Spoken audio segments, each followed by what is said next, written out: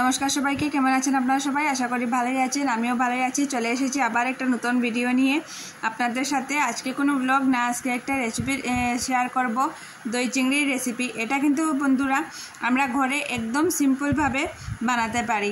আর অনেক তেল মশলা ঝুল ঝাল সবসময় দেখবেন ভালোও লাগে না।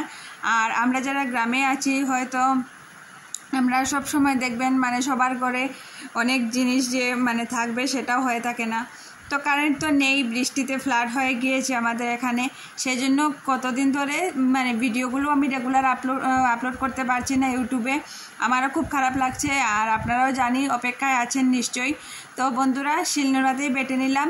সর্ষে বাটা করেছি, আর পেঁয়াজ আদা কাঁচা লঙ্কা বাটা করেছি। তো তেলটা বসিয়ে দিয়েছি, আর এখানে বাটিতে নিয়ে নিচ্ছি পেঁয়াজ কাঁচা লঙ্কা আর আদা বাটা নিয়ে নিয়েছি।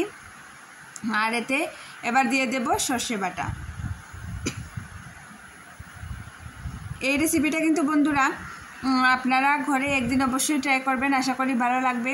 দই চিংড়ির রেসিপিটা আমরা অনেকেই রেস্টুরেন্টে খেয়ে থাকি। এটা কিন্তু সেই রেস্টুরেন্টের স্বাদই হয়েছিল, খুব ভালো হয়েছিল খেতে। সবাই তো খেয়ে একদম খুবই প্রশংসা করেছে। তো আশা করি আপনাদেরও ভালো লাগবে, একদিন অবশ্যই ট্রাই করুন আর দেখতে থাকুন। তো দিয়ে দিয়েছি লঙ্কা গুঁড়োটা স্বাদ মতো দেবেন, কারণ পেঁয়াজের সাথে তো লঙ্কা বেটে নিয়েছি, তো ঝাল তো হবেই। আর নিয়েছি স্বাদ মতো নুন আর হলুদ গুঁড়ো। তো এই সবগুলো মিশিয়ে একটা আমি পেস্ট বানিয়ে নেব। আর ওদিকে দেখুন তেলটাও গরম হয়ে গিয়েছে, আর ওপর দিকে আরেকটা ওভেনে কী করেছি, আমি একটু গরম জল বসিয়ে দিয়েছি। এই যে বললাম কারেন্ট নেই 2-3 দিন থেকে, আর নেটের যা প্রবলেম কি বলবো। ভিডিও আপলোড তো দূরের কথা, একটা কিছু যে ছোটো কিছু একটা দেখবো বা মোবাইলে করবো সে উপায়ও নেই।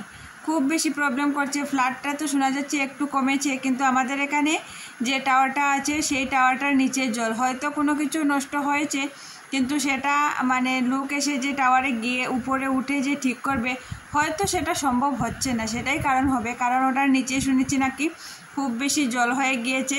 তো সেজন্যই তো একটু পরিস্থিতিটা সামাল হলে আবার রেগুলার ভিডিও দিতে শুরু করব। এখন এরকমই 1-2 দিন পর পর দিচ্ছি, কারণ কিছু করার নেই। প্রাকৃতিক দুর্যোগের সাথে আমাদের লড়াই করার কোনো ক্ষমতাই নেই। তো এই যে গল্প করতে করতে মশলাটাও মিশিয়ে নিয়েছি ভালো করে, আর তেলটা গরম হয়ে গিয়েছে। এবার মশলাটাকে ভালো করে কষতে হবে। এই যে দেখুন মশলাটা এবার কষে তেলটা ছেড়ে দিয়েছে। আর ওদিকে যে গরম জল বসিয়েছি, একটু গরম জল নিয়ে বাটিটা একটু ধুয়ে দিয়ে দেব, দিয়ে তারপর মশলাগুলো আবার ভালো করে একটু ভেজে নেব। তো যা বলছিলাম আর কি, যে প্রাকৃতিক দুর্যোগ এমন একটা জিনিস, এটার সাথে আমাদের লড়াই করার মানুষের কোনো ক্ষমতা নেই। অন্য বাকি সব কিছুর সাথে কিন্তু আমরা লড়াই করতে পারি, যে কোনো আর্টিফিশিয়াল যদি কোনো পরিস্থিতি হয়ে থাকে সেটার সাথে আর কি। কিন্তু প্রাকৃতিকের সাথে পৃথিবীর যে শক্তি, ভগবানের যে শক্তি, সেটার সাথে আমাদের লড়াই করার কোনো ক্ষমতা নেই। সেটাই আর কি। এই যে 2 দিন এত বৃষ্টি দিল, এত রৌদ্র দিল, তারপর বৃষ্টির পর এত 2 দিনের বৃষ্টিতে যে এরকম ফ্লাড হয়ে যাবে সেটা কিন্তু ভাবার বাইরে।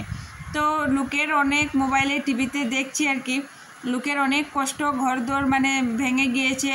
কেউ অনেক লোক আছে আমাদের রিলেটিভের মধ্যেও, যাদের রাতারাতি করে ওরা ঘর থেকে বেরিয়ে এসেছে, কিছু করার নেই। তো ওদিকে দেখুন বন্ধুরা মশলাটা ভালো করে কষানো হচ্ছে, কষিয়ে নিয়েছি আর গ্যাসটা কমিয়ে দিয়েছি। এবার নিয়েছি একটু টক দইটা কিন্তু আমার ঘরেই বসানো, যেহেতু দুধ রাখা হয়, হাজব্যান্ড খায়, তো ঘরেই একটু দই বসাই।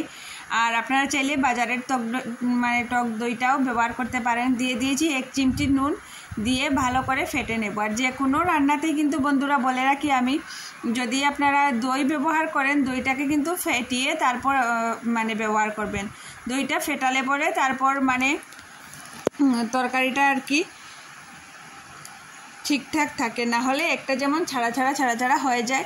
হয়তো টকটার জন্যই তো নুন দিয়ে ফেটিয়ে দিলে তারপর খেতেও আলাদা একটা টেস্ট আসে, আর কালারটাও সুন্দর হয়। ফেটে গেলে যে একটা একটা ছাড়া ভাব হয়ে যায়, সেরকম হয় না। তো কালারটা দেখুন কি সুন্দর এসেছে, দইটা দেওয়ার পর আরও ভালো লাগছে কালারটা। আর এবার একটু গ্যাসটা হাই ফ্লেমে করে নিয়েছি, হাই ফ্লেম না মিডিয়াম ফ্লেমেই রেখেছি। খুব বেশি হাই ফ্লেমে করলে কিন্তু আবার কষানো যাবে না। তো একটু ভালো করে কষিয়ে তারপর জলটা দিয়ে দেব।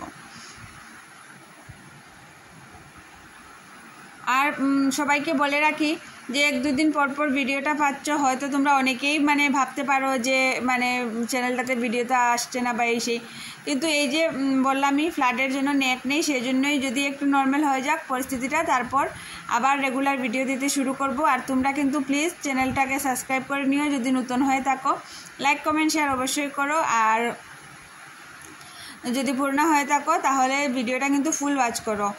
ভিউজটা কিন্তু খুবই কম আসছে আমার চ্যানেলে, সেজন্য একটু মনটাও খারাপ হয়ে যায় অনেক সময়। চেষ্টা তো করছি, দেখো চেষ্টা করলে সব কিছু হতে পারে, তো চেষ্টা করছি, তোমরা একটু পাশে থাকো, তোমাদের মানে সাপোর্টের আমার খুব বেশি দরকার, একটু সাপোর্ট করো। তো আশা করি যত মানে তোমরা আমাকে ভালোবাসা দেবে, সাপোর্ট করবে, সেটা দিয়েই না সেই থেকেই না আমি আরও আগে বেরোতে পারবো। যখনই ভাববো যে না আমার বন্ধুরা কি বলবে, বন্ধুরা দেখবে, সেটা থেকে আমি আরও ভালোভাবে করতে পারবো, ভালোটা শিখতে পারবো। আর অনেক কিছু আছে তোমাদের থেকে শেখার, যারা আমার মানে আমার যারা ইন্সপিরেশন আছে ইউটিউবের মধ্যে, সেটাতে মানে তাদের থেকে শেখার আমার অনেক কিছু আছে এখনও।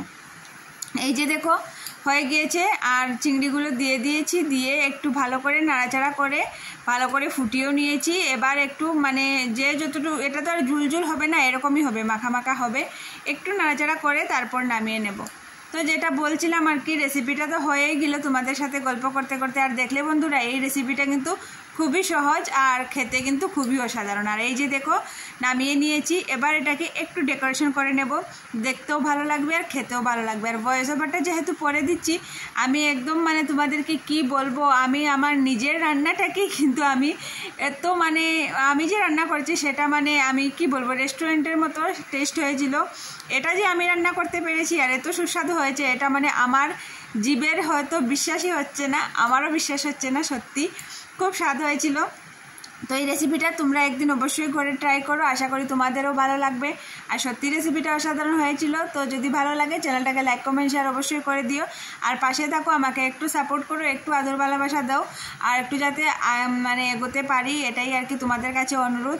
আর এই রেসিপিটা একদিন অবশ্যই করে ট্রাই করে দেখো, আশা করি তোমাদের ভালো লাগবে।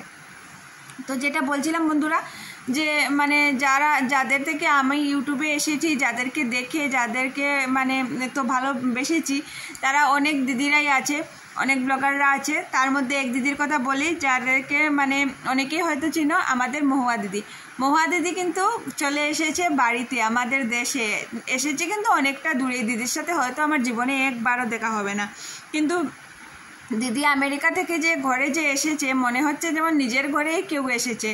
নিজে ওদের ব্যাগ গুজগাছ করা দেখে মনে হচ্ছে নিজেই কোথায় যেতে। তো টাটা সবাইকে আজকে।